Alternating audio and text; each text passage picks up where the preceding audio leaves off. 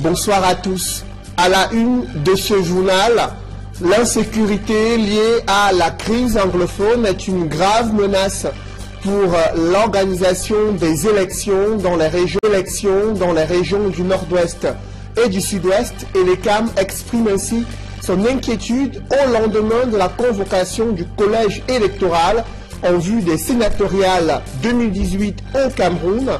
Le tout premier scrutin de cette année cristallise déjà l'attention dans les formations politiques, aussi bien dans le parti au pouvoir qu'au sein de l'opposition. Le casse-tête de la constitution des dossiers et le chemin de croix de l'investiture constituent le quotidien des militants et militantes de différentes formations politiques. On en parle en ouverture de ce journal. Il est le nouvel homme fort en Afrique du Sud. Cyril Ramaphosa a pris officiellement les rênes de la nation arc-en-ciel ce jeudi, après que son prédécesseur Jacob Zuma, éclaboussé par des scandales, a été rejeté par le parti au pouvoir.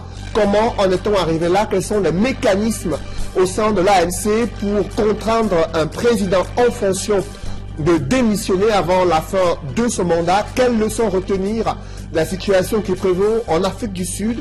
On en parle dans la page internationale du 20h.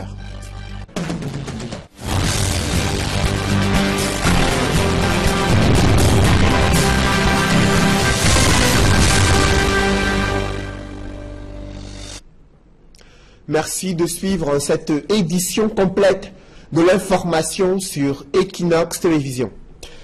Election Cameroun ne cache pas son inquiétude au lendemain de la convocation du collège électoral en vue des sénatoriales 2018. La situation dans les régions anglophones inquiète. L'insécurité liée à la crise anglophone constitue aux yeux de l'ECAM une menace pour l'organisation des élections dans ces différentes régions du Cameroun, notamment le nord-ouest et le sud-ouest, en proie à des violences meurtrières depuis plusieurs mois. Autre source d'inquiétude au sein de l'ECAM, c'est l'incapacité de ses membres à maîtriser parfaitement le processus électoral. L'analyse des faiblesses et des menaces qui pèsent sur l'ECAM a été faite lors du tout premier conseil électoral tenu à Yaoundé. Des mesures correctives y ont été apportées. Des précisions avec Élisée Bogba et Ike Cyril. Elections Cameroun ménage sa monture au lendemain de la convocation du collège électoral pour les élections sénatoriales du 25 mars prochain. Autour de son président, le conseil électoral s'est réuni à Yaoundé pour dresser l'état des lieux sur le terrain. Il en ressort qu'il y a encore beaucoup à faire en vue d'une organisation réussie des sénatoriales. Et les campagnes pense notamment à l'organisation des sessions de formation de ses cadres et de ses personnels qui ne sont pas encore suffisamment moulés au processus électoral. La formation est d'autant plus nécessaire qu'avec l'avènement du Conseil constitutionnel, c'est une espèce d'épée de Damoclès qui est désormais suspendue sur la tête de l'ECAM. Chargé entre autres de veiller à la régularité des élections et d'en proclamer les résultats, le Conseil constitutionnel n'hésitera pas à frapper au cas où. La session du Conseil électoral tenue à Yaoundé, qui est également la toute première de l'année électorale 2018, a fait jaillir quelques inquiétudes. Le risque sécuritaire lié à la crise anglophone n'est pas du tout de nature à rassurer. Et l'ECAM évoque, je cite, de lourdes menaces de remise en cause de la possibilité même d'organiser des élections sereines sur tout ou partie du territoire national. Fin de citation. Ils poursuivent le grève de la faim au péril de leur vie devant devant bien sûr la communauté urbaine de Douala. Il s'agit des délégués du personnel suspendus depuis plusieurs mois sans salaire. Ils ont entamé une grève de la faim et l'un d'entre eux a succombé à eu un malaise et a été transporté dans un centre hospitalier. Ses collègues, eux, quant à eux, continuent de camper devant le bureau du délégué du gouvernement auprès de la communauté urbaine de Douala, le docteur Frédéric Tonnet, qui est sorti de sa réserve pour faire savoir qu'il continue à maintenir justement cette affaire en justice, lui qui conteste la décision du ministre du Travail et de la Sécurité sociale, laquelle demande de réhabiliter ces délégués du personnel dans leurs droits et de pouvoir payer justement le 11 mois d'arrêt du salaire lié à la suspension. Rien n'a évolué et la grève de la faim, elle, se poursuit. C'est le constat que font Innocent Abega et Gladys Sidje dans ce reportage. Il n'a pas pu tenir au deuxième jour de la grève de la faim entamée par les délégués du personnel suspendus de la communauté urbaine de Douala. Bioto Paolo a eu un malaise et a été transporté d'urgence à l'hôpital La Cantini de Douala. Moi, je ne peux pas arrêter parce que ça peut prendre. Le corps humain tel qu'il est fabriqué, à partir de 3 jours normalement où vous ne mangez pas, vous ne pouvez pas lâcher. Il faut qu'on soit franc dessus. Il y a eu une grosse adresse, les moustiques, etc. Ça c'est l'apanage, il n'y a rien qui est curé ici. Nous sommes réduits à l'état de clochard, nous allons mourir comme les clochards. Au cours d'une communication, au lendemain de la première journée de la grève de la faim entamée par les délégués du personnel suspendus de la communauté urbaine, le docteur Friston Etoné a déclaré que seule l'issue de la procédure en cours déterminera le sort des grévistes. La communauté urbaine a saisi la justice. Les délégués du personnel ont saisi la justice.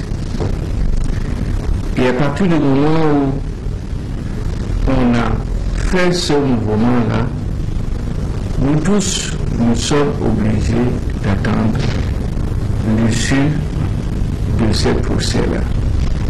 Quand la justice va trancher, on doit avoir foi à la justice de son pays.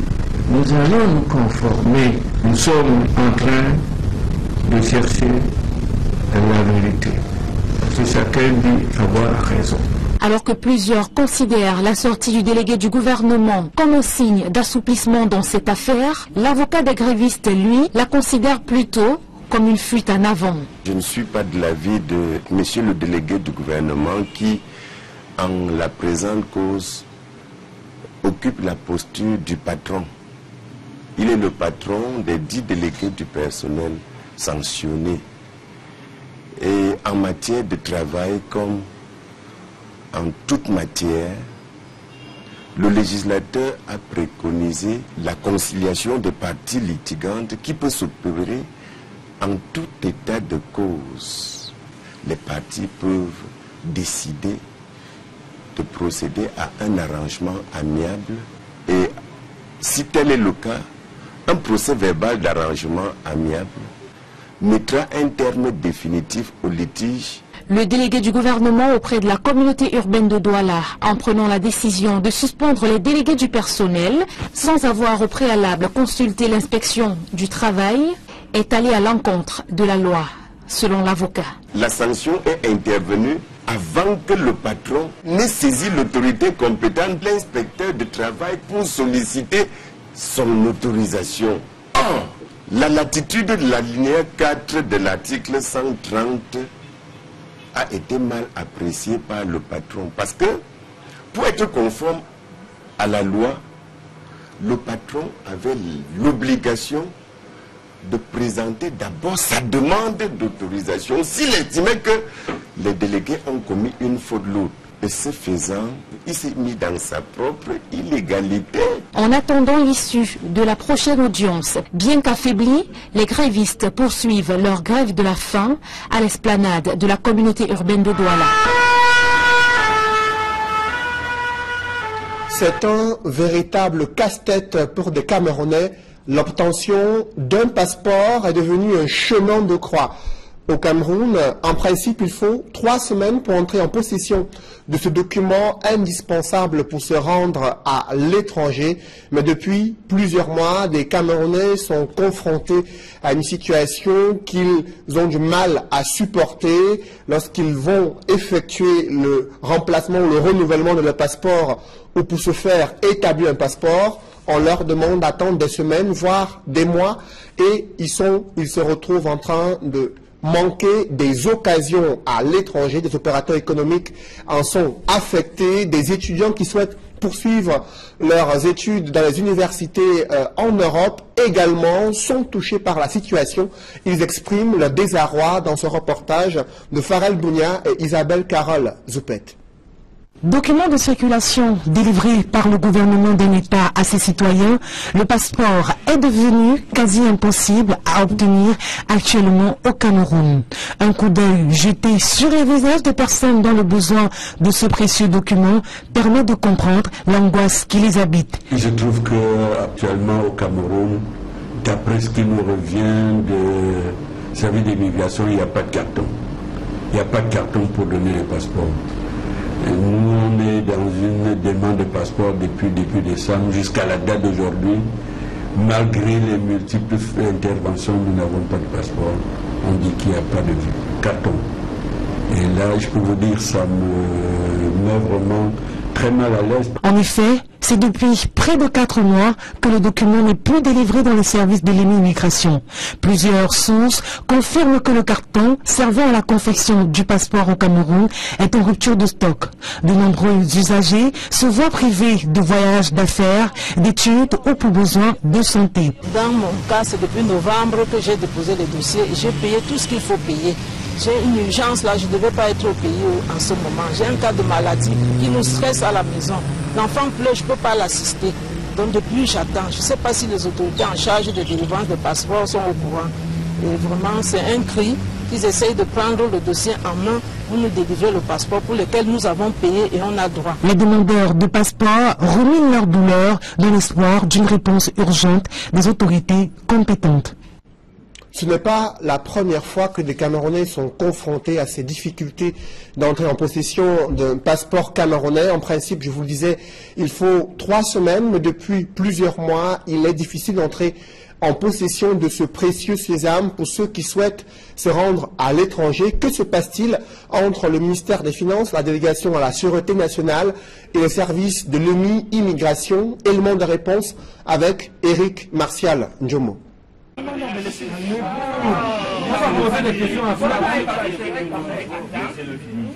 Autant au Cameroun que dans de nombreuses représentations diplomatiques du pays à travers le monde, le nombre de Camerounais en attente d'un passeport est important. Ils ont pour la plupart constitué et déposé les dossiers y afférents depuis l'année dernière, octobre, novembre ou décembre. Dans la pratique, après constitution et dépôt des dossiers complets, le demandeur de passeport doit attendre entre 4 et 8 semaines pour entrer en possession du précieux document. La situation actuelle irrite les demandeurs qui pour certains sont sans nouvelles de leur passeport après plus de 4 mois d'attente. Certaines sources à la Sûreté nationale font savoir que cette pénurie de passeports est due à l'absence des cartons pour la fabrication. L'on aura aussi appris que ces cartons sont commandés hors du Cameroun et ceci par les soins du ministère des Finances qui les met ensuite à la disposition de la police des frontières. Il est à noter que c'est ce même ministère qui perçoit l'essentiel des frais liés à la confection des passeports. Des responsables de ce ministère des Finances font savoir que la résolution du problème des cartons de passeport est imminente. En attendant, les demandeurs de passeports camerounais se rongent les freins en s'interrogeant sur les mobiles d'une telle situation qui survient alors que les frais de confection de passeports passés de 50 à 75 000 francs CFA sont collectés au quotidien à tous les demandeurs. Dans le reste de l'actualité, des multinationales transgressent la responsabilité sociale en Afrique centrale. Une étude révèle qu'elles réalisent très peu de projets socio-économiques pour améliorer le tissu social dans les pays de la sous-région où elles sont installées. La société civile dénonce l'inexistence des contraintes juridiques pour la régulation des pratiques de la RSE en Afrique centrale. Elle déplore également le fait que les populations sont très peu informées de leurs droits dans le cadre de la réalisation d'un projet structurant confié à l'une de ces multinationales installées dans la sous-région Afrique centrale. Des précisions avec Warren Zede et Donald Brice Kamgan. Ce n'est pas une faveur pour une entreprise que d'électrifier, construire des forages, aménager des voies de communication dans les villages où elle a gagné un projet d'une certaine envergure. Du Cameroun en RCA, en passant par le Gabon, le Tchad ou la Guinée équatoriale, les villageois hébergent de gigantesques projets gagnés par des compagnies étrangères sans impact réel sur leurs conditions de vie. Au départ, on a une communauté, on a un village qui, de manière ancestrale, est implanté sur un territoire donné, qui voit arriver une compagnie, avec ces engins qui déploient des opérations qui prélèvent la richesse du sol et du sous-sol, mais après le constat, il n'y a pas une retombée effective sur le niveau de vie des populations qui sont lises dans la pauvreté. Les retombées pour les communautés locales, la protection de l'environnement, mais également les conditions de travail parfois déshonorantes auxquelles est soumise la main-d'œuvre locale lorsqu'elle existe. La rencontre de Douala propose donc la sensibilisation, mais également la décentralisation comme moyen d'action. Ni vous journalistes, ni nous, ni ceux de la société civile ne peuvent mieux défendre que ceux-mêmes qui sont les premières victimes. Or, le but essentiel, c'est de former d'abord les victimes et bien les former. Et c'est là où la société civile a un rôle important à jouer. Le système politique, c'est la participation et aussi la décentralisation. Moi, personnellement, je trouve qu'un système fédéral, c'est toujours mieux qu'une fédérale centralisée.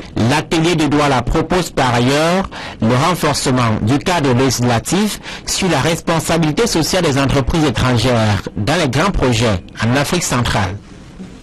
Dans le secteur forestier, les droits des ouvriers sont également bafoués. Au constat que fait la Caisse nationale de la prévoyance sociale, elle a décidé de sensibiliser ses ouvriers sur leurs droits afin qu'ils revendiquent leur affiliation à la Caisse de prévoyance pour la sécurité sociale. Une rencontre s'est tenue à Kribi il y a quelques jours. Des précisions avec Joseph Abena. Voici le centre CNPS de Kribi. Malgré les innovations apportées par le nouveau chef de centre, plusieurs employeurs peinent toujours à s'acquitter des cotisations. Ici, dans une entreprise forestière, une équipe de la CNPS se trouve sur le terrain pour la sensibilisation sous la houlette du délégué départemental du travail et de la sécurité sociale. J'ai accepté en fait de répondre à l'invitation du directeur général de Smart Vision par rapport à ce que vous voyez, l'équipement de protection individuelle qui a été distribué aux travailleurs de cette entreprise montre déjà l'intérêt que cet employeur a vis-à-vis de la sécurité de ses employés. Et nous, la délégation départementale du travail de l'Océan, nous serons toujours là pour l'accompagner tant qu'il mettra en exergue toutes ces conditions, les meilleures conditions de travail pour tous ses employés. Contrairement à plusieurs employeurs, cette descente a été motivée par le directeur général de l'entreprise. Alors, ce qui m'avait motivé, de venir vers les autorités, il y a plusieurs raisons. La première raison, c'est que hier, quand j'étais ouvrier, je connais en profondeur les problèmes des ouvriers. Je connais aussi en profondeur les problèmes de l'employeur. Nous faisons dans l'exploitation du pays. C'est comment faire du produit. Et je pense que le travail doit être au centre de tout. À côté des immatriculations à la CNPS, les équipements de protection individuelle ont été remis aux ouvriers pour une meilleure sécurité au travail. Des préparatifs s'intensifient pour les rencontres scientifiques menées sous la supervision du ministère de la Recherche scientifique et de l'Innovation au Cameroun. Quels sont les enjeux de ces rencontres et les innovations afin d'intégrer la recherche scientifique camerounaise dans le processus de développement socio-économique du Cameroun? Des précisions dans ce reportage signé Ike Cyril. Et de 6 pour les journées d'excellence de la recherche scientifique et de l'innovation au Cameroun. L'édition 2018 se tient du 21 au 23 février prochain à l'esplanade de l'hôtel de ville de Yaoundé. Annonce a été faite par le ministre de la Recherche scientifique et de l'Innovation. Madeleine Tchente précise que les GSIC offrent l'occasion de présenter et valoriser les dernières innovations de la recherche au Cameroun. Les GSIC permettent de présenter au public les dernières innovations de la recherche camerounaise et de positionner celle-ci en tant que fonction motrice capable d'impulser des transformations socio-économiques en vue de stimuler la croissance et l'emploi. Si les GSIC servent à présenter les résultats de la recherche, elles sont également le lieu de promotion de ce que le Cameroun a de mieux en la matière. Elles offrent en outre un cadre de réflexion, d'échange, de partage et de discussion des parties prenantes du système national de recherche et d'innovation sur une problématique de la recherche utile, soucieuse de la demande sociale et de la qualité de la vie des populations. Il s'agit enfin d'un cadre de promotion du potentiel scientifique et technologique camerounais et d'émulation à travers l'attribution des prix. Une innovation est annoncée pour les GSIC 2018. En plus des prix classiques qui offrent 10 et 5 millions de francs CFA aux meilleurs chercheurs, un troisième prix de 3 millions de francs CFA est annoncé pour récompenser la meilleure innovation. Comme innovation cette année, le prix de la valorisation d'une valeur de 3 millions, destiné à récompenser les activités de recherche, de nouvelles applications de la connaissance en vue de générer de nouveaux produits susceptibles de solutionner divers soucis de notre société. Recherche scientifique et innovation, outils stratégiques pour l'entreprise et les transformations socio-économiques. C'est le thème de la 6e édition des Journées d'excellence de la recherche scientifique et de l'innovation prévues du 21 au 23 février prochain à l'esplanade de l'hôtel de ville de Yaoundé. Dans le secteur de l'éducation, le paquet minimum a enfin été remis aux écoles primaires installées à Bafoussam 1er. Ce retard observé dans la distribution de cette dotation est lié aux différents prestataires. Selon l'exécutif municipal, ils n'ont pas exécuté leur travail dans les délais impartis. Évocation dans ce reportage d'Alastana et Jean-Paul Chouniat. Habitué à organiser la cérémonie de remise de paquets minimum en début de chaque rentrée scolaire, c'est finalement en ce mois de février 2018 que l'exécutif communal de Bafoussam 1er dote les écoles primaires de sa municipalité en matériel didactique. Un retard causé par la légèreté du prestataire ayant remporté l'appel d'offres. Le marché a été passé régulièrement et le prestataire qui avait gagné le marché est revenu vers nous à un jour de la fin des engagements pour nous faire comprendre qu'il n'avait pas pu trouver l'argent pour enregistrer et exécuter le marché. Face à ce faux bond de dernière minute, le conseil municipal de Bafoussam 1er a dû remuer ciel et terre pour honorer ses engagements envers la cinquantaine de chefs d'établissement du premier arrondissement de la MIFI. À un jour de l'arrêt de la clôture des engagements, qu'est-ce qu'il fallait faire? Nous sommes pris en quête pour pouvoir payer l'enregistrement avec les pénalités. Et une fois le marché enregistré, nous avons essayé de voir auprès de nous qu'est-ce qui pouvait être fait. On a convoqué un peu l'état-major de la commune pour trouver une solution à cela. Travaillant avec les moyens de bord dans des conditions difficiles depuis le début de l'année scolaire, directrice et directeur d'école qualifient de paquet maximum la dotation reçue, le moins constitué de cahiers de préparation, boîtes de craie, stylos à billes, kits médicaux d'infirmerie, équipements sportifs, entre autres. Mieux vaut tard que jamais. Nous étions déjà essoufflés. L'APE avait tellement fait des efforts qu'ils étaient en train de se décourager. Heureusement, M. le maire, avec son dynamisme, il a pensé à nous, il a bousculé comme il pouvait. Et nous avons le paquet. Au finish, vous avez vu, nous y avons mis la main pour que ce soit plus costaud. Les résultats de l'année dernière, les enseignants nous ont suffisamment marqué au point où nous n'avons pas hésité à apporter un petit plus pour les encourager, pour leur prouver que nous sommes très contents du travail qu'ils ont abattu. Pour l'année en cours, la famille de l'éducation de base de Bafoussam 1er promet de travailler d'arrache-pied pour un taux de réussite de 100% au certificat d'études primaires et concours d'entrée en 6e et maintenir à jamais le leadership de Bafoussam 1er aux examens officiels dans la MIFI. C'est l'information majeure sur le continent africain. Cyril Ramaphosa est le nouvel homme fort de l'Afrique du Sud. Ancien syndicaliste, homme d'affaires, vice-président, il vient de prendre les rênes du parti après un vote du Parlement et surtout après la démission de Jacob Zuma, éclaboussé par une série de scandales durant son mandat, son séjour à la tête de la nation arc-en-ciel. Quels sont ces multiples scandales qui ont émaillé les différents mandats et le parcours de Jacob Zuma à la tête de l'Afrique du Sud? On en parle dans ce reportage de Carlos Minoué et Kate Diarra. C'est en 1994 que commence la vague de scandales qui va accompagner Jacob Zuma tout au long de ses moments de gloire. Il est alors au cœur du réacteur politique. aux côtés de Nelson Mandela et de Thabo Mbeki quand on l'accuse d'avoir trompé dans un immense trafic d'armes avec la société française Thomson CSF devenue Thales.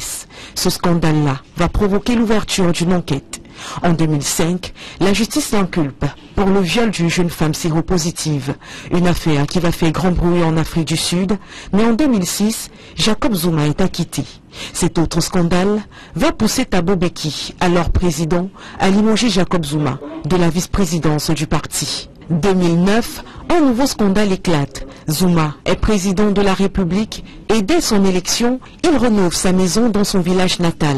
200 millions de rentes dépensées aux frais du contribuable. Bien entendu, ce soupçon de détournement va pousser la médiatrice de la République à exiger un remboursement de cet argent. Il refuse. La majorité parlementaire, le gouvernement et même la police s'alignent derrière lui afin de sauver les élections de 2014. Mais Jacob Zuma ne s'arrête pas là. Il se retrouve également mêlé dans des affaires de corruption et de pression pour l'obtention des contrats publics. Rajoutez à cela son soutien à Gbagbo, François Bozizé, son refus de délivrance de visa à plusieurs reprises au Dalai Lama, son rôle trouble dans la fuite du président al-Béchir de son pays, mais surtout le taux de chômage de plus en plus élevé, la profonde crise économique et sociale que traverse l'Afrique du Sud, émaillée de manifestations d'étudiants et de dénonciations de l'opposition, vont provoquer un vote sanction contre l'ANC en août 2016 au municipal, un recul historique de 54,4% avec la perte de grandes villes telles que Pretoria et Mandela Bay qui passent du côté de l'opposition. L'ANC fait pression sur Zuma, c'est le début de la fin pour lui. En novembre 2017, un sondage fait état de ce que 72% de Sud-Africains de plus de 18 ans jugeaient que Jacob Zuma avait mal dirigé son pays. Sa fin sera pleinement consommée dans la nuit du 14 février, à l'annonce de sa démission. Au-delà des scandales, Jacob Zuma fait partie de ces acteurs majeurs dans la lutte contre le système apartheid, mais aussi ceux qui ont marqué la vie nationale sud-africaine et qui ont pris position sur le continent africain. Son parcours, son portrait et la silhouette de Jacob Zuma dessinée et évoquée avec Eric Watat et Julingue Nyonde. Jacob Gedeleyi Lekisa Zuma, désormais ex-président sud-africain, est né le 12 avril 1942 à Kanla, dans la province du Natal, en Afrique du Sud. Il passe toute son enfance entre le Zululand, où il garde les vaches, et les banlieues de la ville de Durban. Jacob Zuma adhère au Congrès national africain ANC en 1959. Reconnu coupable de conspiration en vue de renverser le gouvernement, il est condamné à 10 années de prison et envoyé purger sa peine au pénitencier de Robben Island aux côtés de Nelson Mandela, condamné à perpétuité dans une autre affaire similaire. C'est durant son incarcération que, grâce aux cours dispensés par ses co-détenus, Jacob Zuma apprend à lire, à écrire et se familiarise avec les débats d'idées. Il est libéré en 1973 et tente immédiatement de réactiver l'ANC dans la province du Natal. Membre de l'aile gauche du Congrès national africain ANC, il est vice-président de la République de 1999 à 2005 et accède à la tête de l'ANC en 2007. En 2009, après la victoire de l'ANC aux élections législatives, il est élu président de la République par le Parlement. Il succède au président intérimaire Glalema Motlanthe, qui devient vice-président de la République. Jacob Gedeleyi Lekisa Zuma, âgé de 75 ans, est régulièrement au centre de polémiques et menacé de motions de défiance en raison d'accusations d'agression sexuelle, de scandales de corruption et de dégradation de la situation économique du pays. Il quitte la présidence de l'ANC en fin 2017. Face à sa faible popularité et à une menace de destitution de l'ANC, il démissionne de la présidence de la République en février 2018. Quelle leçon retenir de cette démission de Jacob Zuma, poussé à la sortie par les caciques du parti au pouvoir, l'ANC. Cyril Ramaphosa réussira-t-il à ramener dans le cœur des Sud-Africains leur amour pour ce parti qui a lutté contre le système apartheid? Comment comprendre les mécanismes démocratiques au sein d'une formation qui est au pouvoir et qui, bien sûr, est aux antipodes de ce qui est vécu en Afrique centrale? Nous en parlerons dans la deuxième partie de ce journal avec Elie Smith, analyste politique spécialiste des questions internationales. Il est l'invité du 20h. Mais d'abord, ces informations qui nous parviennent sur le démantèlement d'un gang spécialisé dans la vente des faux titres fonciers dans la ville de Douala. C'est grâce à l'initiative du groupement de gendarmerie territoriale que ce gang a été démantelé. Il rôdait autour, bien sûr, au quartier administratif de Douala, des titres fonciers qui servaient à garantir des crédits auprès des institutions financières, des prêts auprès des particuliers ou à garantir des visas auprès des représentations diplomatiques. Selon le groupement de gendarmerie territoriale, ils ont infiltré le gang en simulant la commande d'un titre foncier et l'un d'entre eux a été interpellé en possession d'un faux titre foncier et son exploitation a permis le démantèlement du gang sous la coordination du commandant de Légion du Littoral, Abina Aranda. Précisons également qu'il y a eu un démantèlement d'un autre gang spécialisé dans le braquage à main armée dans la capitale économique du Cameroun. Ils avaient agressé en novembre 2017 un couple chinois résidant dans le centre-ville de Douala. Ce couple chinois avait porté plainte et dénoncé le vol d'une somme de près de 16 millions de francs CFA. Après les enquêtes menées par le commandant de la Légion de gendarmerie, l'on note que près de 4 suspects ont été interpellés. Ils sont présentés comme les auteurs de ce braquage. D'importantes sommes d'argent ont été retrouvées en leur possession, mais aussi des armes de fabrication artisanale et des écrans plasma dont ils ne seraient pas les propriétaires. Le démantèlement d'un gang également de malfrats constitué de repris de justice qui a terrorisé par des agressions multiples, mais aussi des viols dans le 5e arrondissement de Douala. La fin lignée du groupement de gendarmerie territoriale de Douala, mis au parfum des méfaits d'un gang de malfrats déjà recherché dans le secteur hôpital général et cité des Palmiers. Une descente instantanée a permis à un gendarme de mettre main sur le chef de gang ainsi que 2 présumés complices qui ont été interpellés. 3 autres malfrats doivent être présentés au procureur, au commissaire du gouvernement pour vol aggravé, complicité et recel, détention et port illégal d'armes et des effets militaires, également consommation des stupéfiants. Toutes des actions menées sous la coordination du commandant de Légion du Littoral, Abina Aranda. Parlons à présent du sport avant la deuxième partie de ce journal. Malgré la crise anglophone et le climat social et politique dans les régions anglophones, Buea se prépare à accueillir bien sûr l'ascension du Mont Cameroun, évocation dans ce reportage de Derek Diator et Julienne Berthe-Bissaye. Buea, chef-lieu de la région du Sud-Ouest, déjà paré aux couleurs de l'ascension du Mont Cameroun. Les banderoles installées le long des rues annoncent au premier venu la tenue d'un événement exceptionnel. Au stade Moliko, tout est fin prêt. Le stade dans son ensemble est parfait.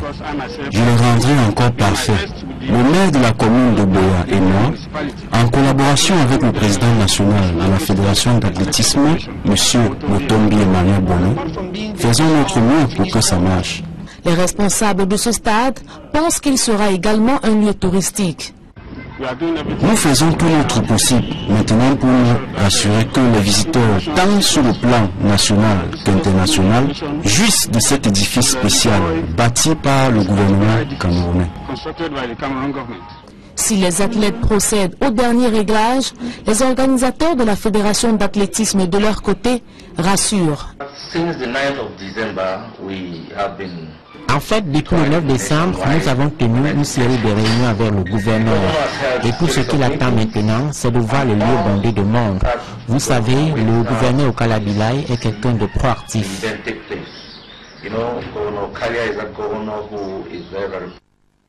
Dans ses propos, le président national de la Fédération d'athlétisme évoque quelques innovations de la course de l'espoir, édition 2018.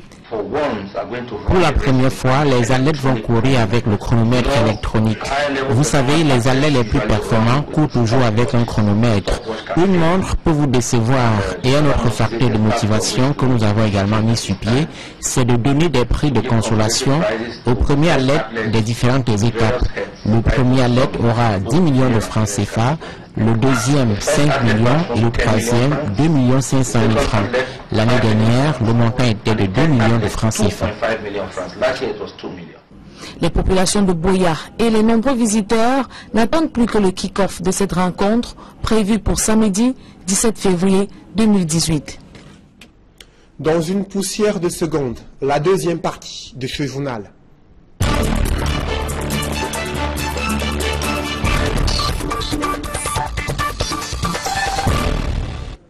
Je reçois sur ce plateau Elie Smith. Bonsoir. Bonsoir Cédric. Vous êtes journaliste, analyste politique, spécialiste des questions de politique internationale. Vous avez suivi aujourd'hui le Parlement sud-africain qui a adoubé Cyril Ramaphosa, nouvel homme fort de l'Afrique du Sud, au lendemain de la démission de Jacob Zuma. C'est allé assez vite durant ces dernières semaines. Comment le parti, l'ANC, un parti au pouvoir, réussit à contraindre un président d'une nation comme l'Afrique du Sud à démissionner? Tout simplement parce que ce n'est pas la première fois. Là, il faut rappeler que l'Afrique du Sud, c'est une démocratie qui a les institutions solides et que l'ANC a vu que M. Zuma n'était plus un champion qui faisait gagner le parti, mais au contraire faisait perdre son parti. Donc, je crois que sa défaite a commencé dès le 16. Quand il y a eu le congrès où il n'a plus eu le soutien du puissant président du Eastern Cape, qui est basé à Mpumalanga, qui s'appelle David Mabuza. Et puis second, le monsieur qui a créé le syndicat des miniers, monsieur Modlossi, quand il a perdu tous ces deux soutiens, c'était déjà la descente aux enfers. Et cerise sur le gâteau le 18, quand il a perdu l'élection à la tête de l'ANC, parce que lui, il soutenait sa femme, qui est Madame Dlamini Zuma, qui est la mère de 4 de ses 20 enfants, qui a perdu. Et donc, c'était visible qu'il devait perdre. Justement, on a vu des tractations très importantes ces dernières semaines. Lui qui souhaitait rester encore au pouvoir, Jacob Zuma, jusqu'au mois de juin 2018, et le parti qui a menacé à plusieurs reprises d'aller jusqu'au Parlement pour le contraindre à quitter le pouvoir. La place de l'ANC dans l'architecture institutionnelle de l'Afrique du Sud, comment vous l'analysez? Bon, d'abord, c'est le parti majoritaire au Parlement, et vous saviez que ce qui a fait que des gens ont un peu douté sur la capacité ou douté que M. Zuma devait quitter au pouvoir, et qu'il a 9 vies à maintes reprises. On lui a déjà déclaré mort politiquement. Il a survécu parce que l'ANC le soutenait. Mais l'ANC, dans ce sondage, a découvert que, bon, soutenir M. Zuma veut dire perdre les élections. On a vu, je crois que vous avez fait un brillant reportage tout à l'heure, les élections municipales, là où ils ont perdu pour la première fois les grandes villes principales du pays, dont le National Executive Council, la NEC, l'ANC a donc décidé de le convaincre de laisser ou de quitter d'une manière honorable. Mais là où je crois qu'il a été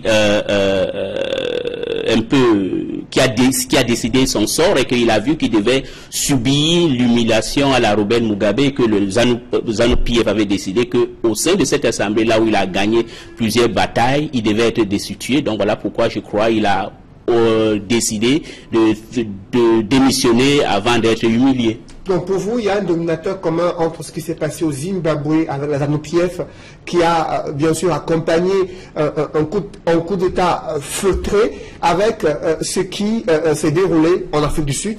Oui, c'est similaire parce que vous savez, ces deux partis de libération, vous avez le ZANU-PF dirigé à l'époque par M. Robert Mugabe, qui a toujours soutenu Mugabe dans même les moments les plus pires. Par exemple, la réforme agraire en 2000, où il y a eu beaucoup de massacres des Zimbabwéens. Et d'une manière, le parallèle avec l'Afrique du Sud et l'ANC, c'est aussi un parti au pouvoir. Ils ont vu que non, pour préserver le pouvoir en Afrique du Sud, et comme au Zimbabwe, il fallait se démettre d'un élément gênant, quelle qu'en soit l'histoire ou le rôle qu'il a joué au sein de l'ANC, ou comme le cas de ZANU-PF avec Robert Mugabe. Justement, Jacob Zuma, qui a été éclaboussé par une série de scandales avec des hommes d'affaires installés en Afrique du Sud, un pays pourtant présenté comme l'une des premières économies sur le continent africain, qui fait partie des BRICS, qui sont les économies émergentes. Comment expliquer à quel point la corruption continue de gangréner les états-majors politiques en Afrique du Sud? Bon, ça s'explique parce que quand vous avez à la tête quelqu'un comme Zuma, qui n'a pas les mêmes valeurs comme l'autre, comme Cyril Ramaphosa ou Motlante ou Mbeki, c'est tout à fait normal. Je crois que Zuma secrètement admire tellement la manière que les dirigeants au nord de Limpopo, parce que Limpopo c'est la rivière qui divise naturellement l'Afrique du Sud et le nord du continent, donc c'est tout à fait normal, parce que beaucoup sont des gens qui ont souffert pendant la lutte de la libération, donc soudainement ils ont vu beaucoup d'argent et ils se sont mis un peu à exploiter les opportunités qu'ils en avaient. Donc voilà la raison pour laquelle. Et puis les scandales n'est pas seulement avec la famille Gupta, même avec d'autres, ça les ramifications mondiales. Vous avez parlé ici avec Thales. Il faut savoir que même la compagnie d'audit, la firme d'audit KPMG, maintenant on verra qu'il y aura beaucoup de scandales qui vont suivre. Donc ça ne va pas seulement focaliser sur la famille Gupta, mais ça a un rayonnement mondial. On voit la mainmise et bien sûr les manœuvres dans l'ombre des multinationales dans le cadre de renouvellement des organes dirigeants des pays sur le continent africain. C'est également le cas République démocratique du Congo où l'affaire des Paradise Papers a révélé l'implication des multinationales qui sont dans le secteur minier avec des liens qui n'ont pas été officiellement acceptés avec la présidence de la République démocratique du Congo. C'est le cas également en Afrique du Sud, vous l'avez dit, avec la famille Gupta qui sont des hommes d'affaires indiens installés depuis de nombreuses années en Afrique du Sud. Comment comprendre cette forte présence des multinationales dans les cercles de décision politique en Afrique? Et tout simplement parce que dans les pays africains, les institutions sont faibles, parce que ces multinationales-là, ce qu'ils peuvent faire dans les pays africains, je donne le cas de KPMG, c'est que KPMG ne peut pas faire en France, peut bien le faire ici au Cameroun ou dans d'autres pays africains, tout simplement parce que nous avions des institutions faibles. Le cas de la République démocratique du Congo, bon, c'est un pays, pas aussi, pour être poli, c'est un pays, mais c'est vraiment un non-État dont les multinationales aident beaucoup, par exemple, à la gestion du pays. Voilà la raison pour laquelle ils ont cette mainmise. Parce que, par exemple, quand on parle de la République démocratique du Congo, on va voir que la famille de M. Kabila est impliquée dans beaucoup de cas de corruption et a aidé ou facilité beaucoup des hommes d'affaires pour prospérer. Et en retour, on lui donne beaucoup de soutien. Justement, Jacob Zuma, maintenant, qui s'en va? Cyril Ramaphosa qui prend les rênes à la fois du parti au pouvoir, l'ANC, mais aussi du pays. Est-ce que cette capacité des partis au pouvoir de changer des champions pour maintenir la mainmise sur l'architecture institutionnelle, est-ce que cela peut être visible dans la sous-région Afrique centrale où il y a des partis qui sont au pouvoir depuis de nombreuses années? Je ne pense pas. On a eu le cas exceptionnel en Angola, mais dans les pays purement de l'Afrique centrale, c'est un problème des hommes. Beaucoup de cadres en Afrique centrale n'ont pas cette capacité patriotique et intellectuelle. Elles sont un peu des gens qui pensent d'abord à eux-mêmes au lieu de penser à la nation. Ça se fait là-bas en Afrique du Sud et ça se fait en Angola parce que beaucoup d'entre eux ont une lutte de libération et savent quand même que leur suivi dépend de ce que la population pense et puis l'image qu'ils présentent au monde extérieur. Par contre, ici, en Afrique centrale, eux, ils s'en foutent royalement, et surtout parce que en Afrique centrale, la société civile est faible, l'opposition est faible, la presse aussi est faible, tout simplement parce que souvent la presse est financée par des États ou par des individus qui ont des acquaintances avec le pouvoir en place. Parce que pour qu'une démocratie puisse marcher, on peut tout dire, il y a 3 éléments importants. Lesquels? Il faut une société civile indépendante et forte, il faut une presse indépendante et forte, et surtout une opposition forte. Est-ce que nous avions ça en Afrique centrale? Non.